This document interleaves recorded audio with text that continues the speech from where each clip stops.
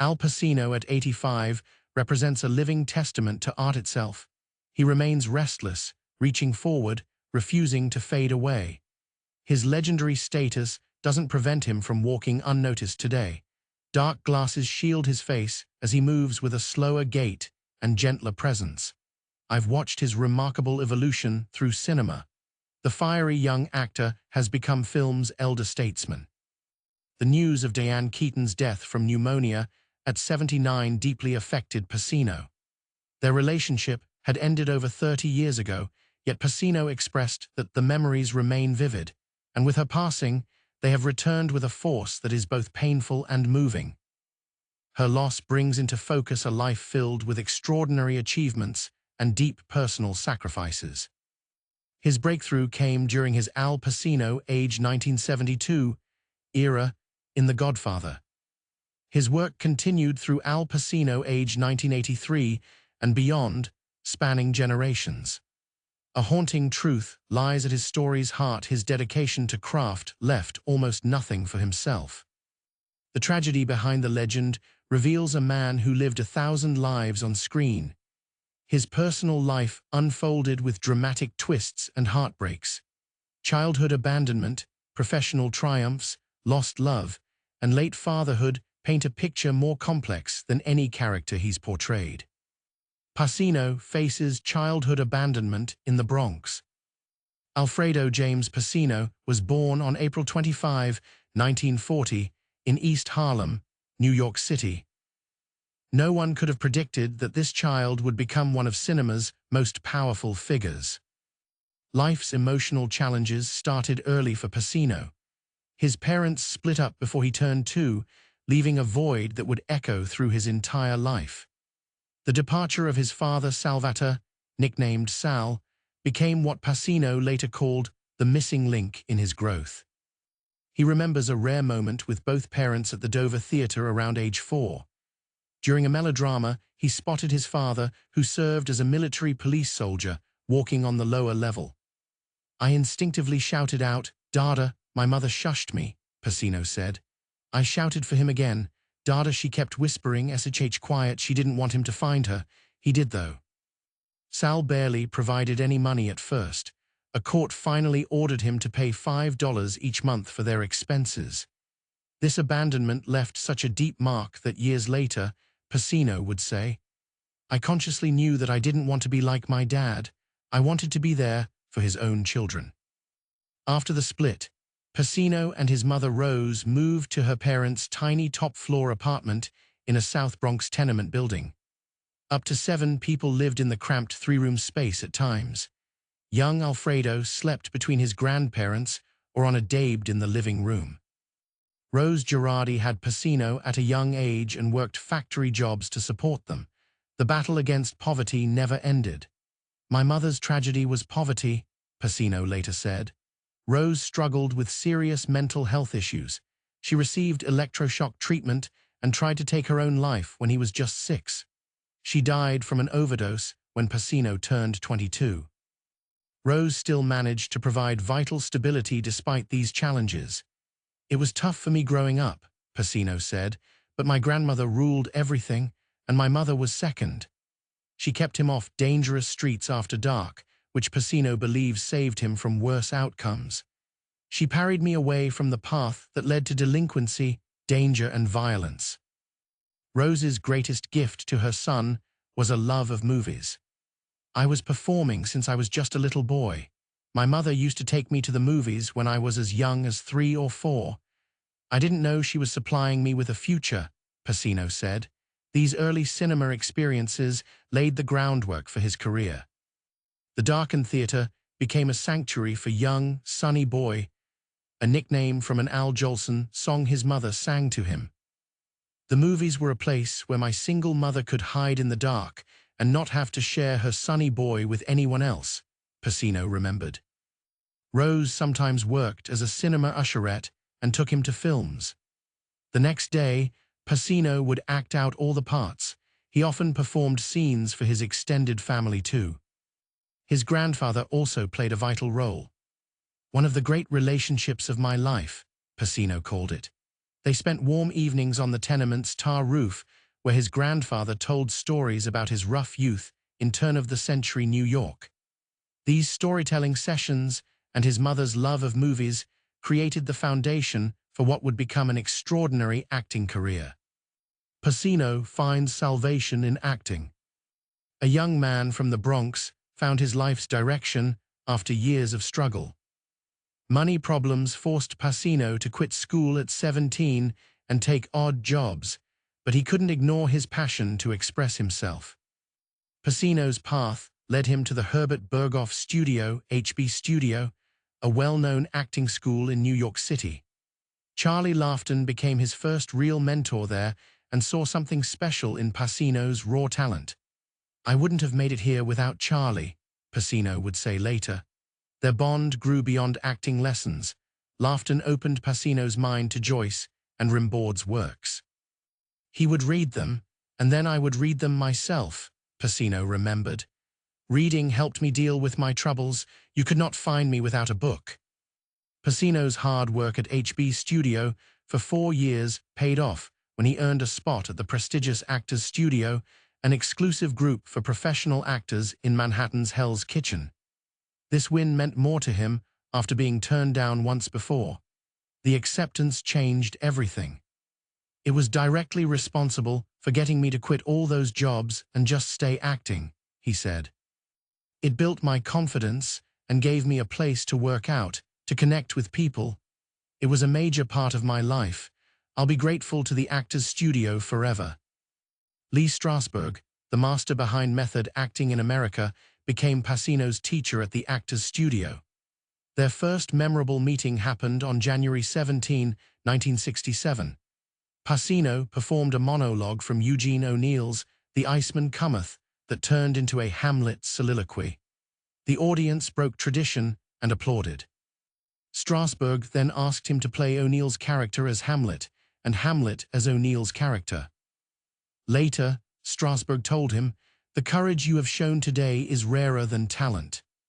Strasberg became more than just a teacher. He filled the role of father that Pacino never had. "Lee Strasberg was a great influence on me. I learned so much about truth in acting from him," Pacino shared. "He taught me to dig deep inside myself and bring that out on the stage or screen." Their connection grew stronger over time, and they worked together in films like The Godfather Part Roman II and Justice for All. Method acting gave Pacino both artistic tools and emotional freedom through its focus on emotional memory and psychological depth. "I have an identity," Pacino realized after his breakthrough at the Actors Studio. The stage gave him a sense of being at home together again, much like his early bond with his mother, whom he calls his first and my best audience. Acting freed Pacino through language, especially meaningful for someone who grew up poor with little formal education. "I can talk, I can speak, I have something to say," he explained. "You don't need a college education. The language of great writing frees you of yourself." This deep psychological approach to characters became his trademark in the years that followed. Many actors like Marlon Brando, Jack Lemmon, Dustin Hoffman, and Robert De Niro started in theater but rarely went back. Pacino stayed true to live performance. He sees live acting like walking a tightrope, often quoting Carl Wallender, "Acting is life on the wire, the rest is just waiting." This mindset has carried him from his early struggles to his current success at age 85. Pacino rises to fame with The Godfather.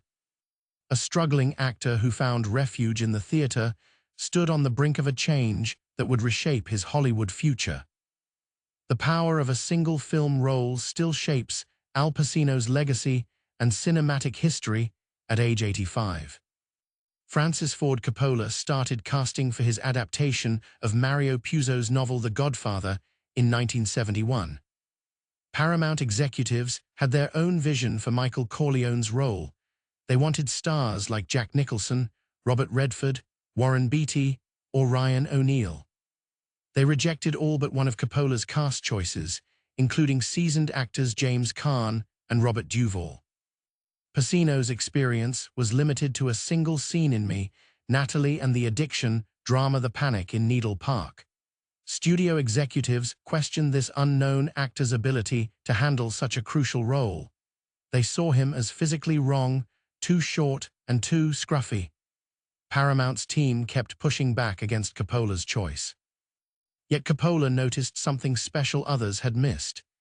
His intelligence is what I noted first. This striking magnetic quality, this smoldering ambience, the director would later explain, he fought for Pacino despite growing pressure. For whatever reason, he wanted me and I knew that, Pacino remembered. You could feel that, and there's nothing like that when a director wants you. It's the best thing an actor could have, really.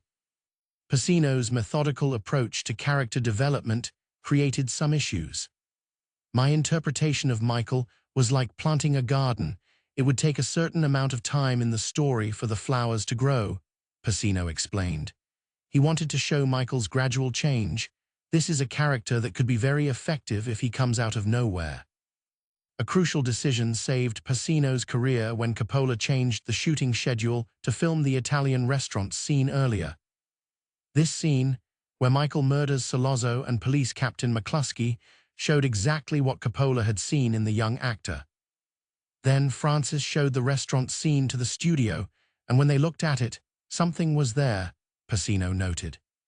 Because of that scene I just performed, they kept me in the film. The Godfather became an instant cultural phenomenon after its 1972 premiere. Everyone recognized something special in Pacino's performance. Michael's transformation from reluctant outsider to ruthless crime boss became the film's emotional core. Pacino boycotted the Academy Awards ceremony after receiving a Best Supporting Actor nomination instead of Best Actor. He believed this categorization was wrong since his screen time exceeded Marlon Brando's, who won Best Actor. Still, at age 32, he had created a character that would live forever in cultural memory. The movie changed Pacino's life overnight. A few weeks after it came out, I was walking on the street and a middle-aged woman came up to me and kissed my hand and called me Godfather. Another woman simply called out Michael to him at a street corner. His days of anonymity had ended. The Godfather launched Pacino toward 5 Oscar nominations in the 1970s alone. The film's success brought personal challenges he would face throughout his career.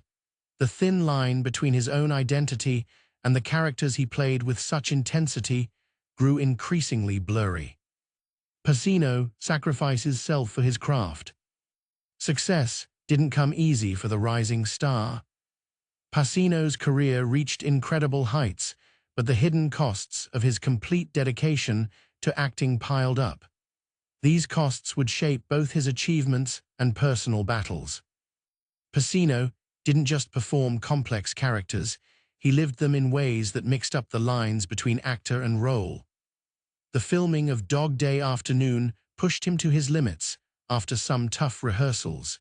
He drank half a gallon of white wine and spent the whole night finding a character within myself from the script.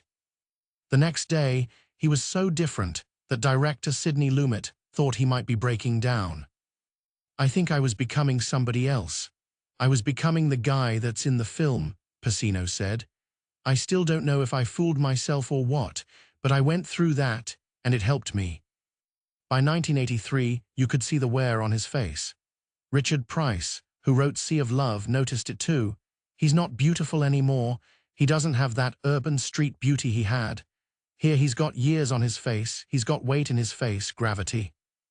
Pacino's body started paying the price as early as The Godfather shoot. His ankle slipped during a getaway scene and needed medical care right away. They put one of these big fat needles in my ankle so I could finish the day, Pacino said. The strange part, he felt relieved at first. I lay there thinking, this is a miracle. Oh God, you're saving me. I don't have to do this picture anymore. His mind took just as much of a beating as his body. At 85, he talks about getting help soon after becoming famous. I went through some stuff. I had therapy 5 days a week for 25 years, Pacino shared. Things got so rough that after winning the National Board of Review Award for The Godfather, his first thought was asking, do you know a psychiatrist I can see? The exhaustion led Pacino to slow down in the 1980s. He picked only certain films like Scarface. "I just wanted to move away from the pace of the whole thing, and it was good for me. I enjoyed it," he said. Money problems forced him back eventually, but then, as it happens, the money runs out. Tony D'Amato's monologue in Any Given Sunday gives us a glimpse into Pacino's own outlook. "When you get old in life, things get taken from you. I mean, that's part of life, but you only learn that when you start losing stuff."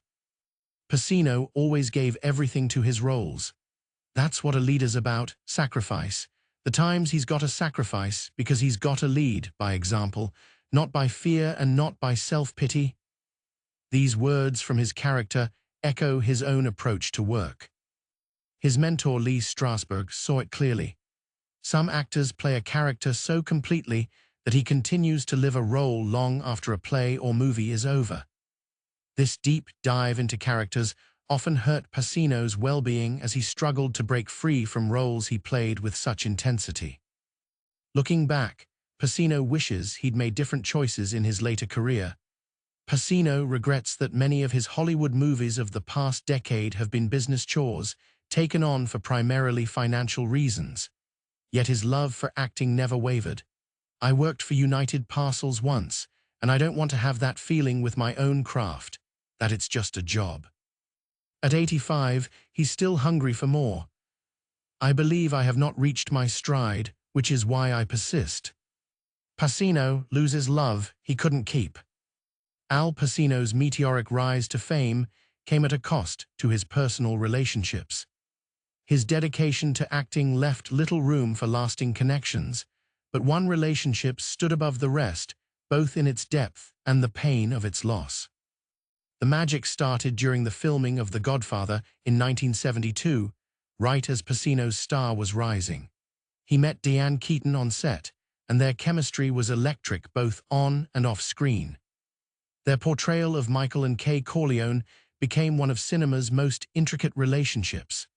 The two started a romance that would last years and span multiple films together. Their careers took off simultaneously. Pacino established himself as one of Hollywood's most intense performers, while Keaton carved her own unique path in the industry. They found each other again during The Godfather Part II, and their bond grew stronger both professionally and personally. The media couldn't get enough of them, two powerhouse talents, whose connection seemed destined, yet impossible. Pacino's parents' failed marriage left deep psychological scars that shaped his adult relationships. His father's abandonment cast a long shadow over his ability to commit. His relentless focus on acting drained most of his emotional energy, leaving little for meaningful connections. By 1983, a clear pattern emerged in Pacino's love life. His relationships were passionate and intense, but always hit the same wall: his fear of marriage. This wasn't just about Keaton, it became his lifelong approach to relationships. Work became his safe haven and perfect excuse to keep emotional distance while appearing consumed by his craft. Marriage became the final stumbling block in their relationship. Keaton gave him a choice: marriage or goodbye. Pacino couldn't take that step, and their split left deep wounds, especially for him. He would look back on this decision with clear regret. Both actors have reflected on their time together over the last several years, with mixed emotions of warmth and what-ifs. Even at 85, this relationship remains one of Pacino's most significant personal chapters. It represents a path not taken, a possible life partnership sacrificed to meet the demands of his artistic pursuits. Keaton moved forward and built a fulfilling life that included motherhood through adoption.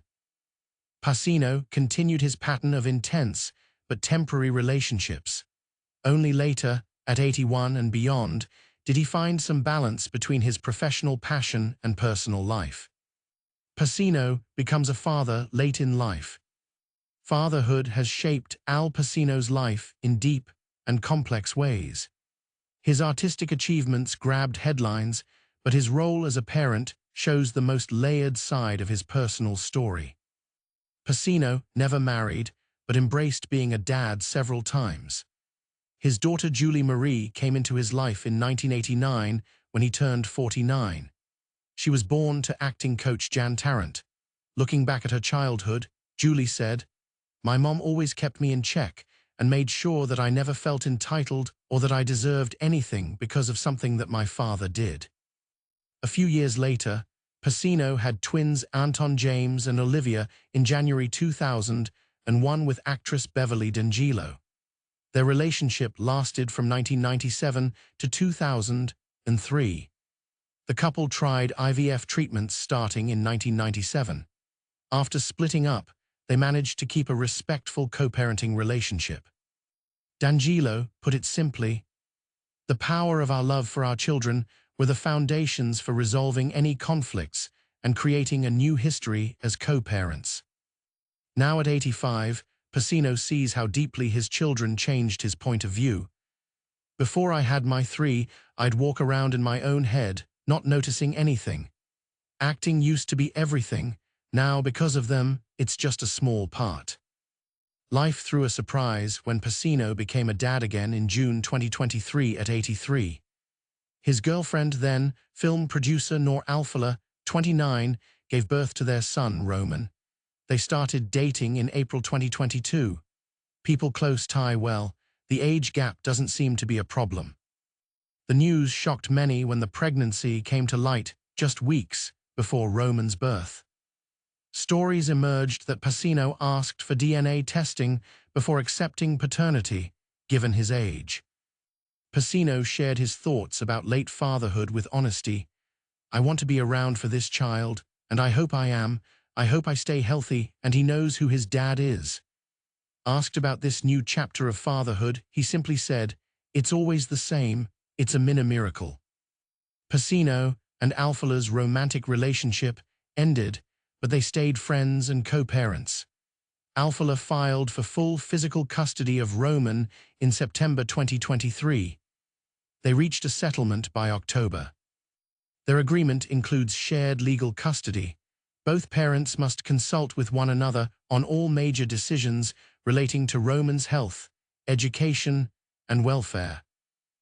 Alfallah keeps primary physical custody, while Pacino gets reasonable right of parenting time. Money matters got sorted too. Pacino pays $30,000 monthly for child support, plus a one-time payment of $100,000 and yearly deposits of $15,000 into an education account.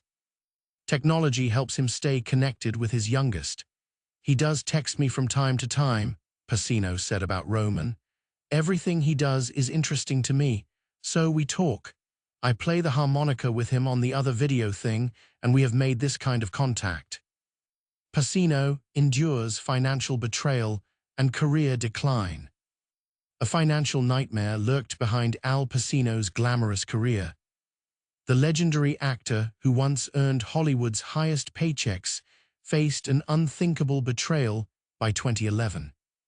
Pacino was shocked when he found that there was a Ponzi scheme run by his former accountant who mismanaged his entire fortune and ended up in jail. "I had $50 million, and then I had nothing. I had property, but I didn't have any money," Pacino recalled. He had no idea he was spending around $400,000 each month. His landscaper's yearly bill hit $400,000 for a home he didn't even live in.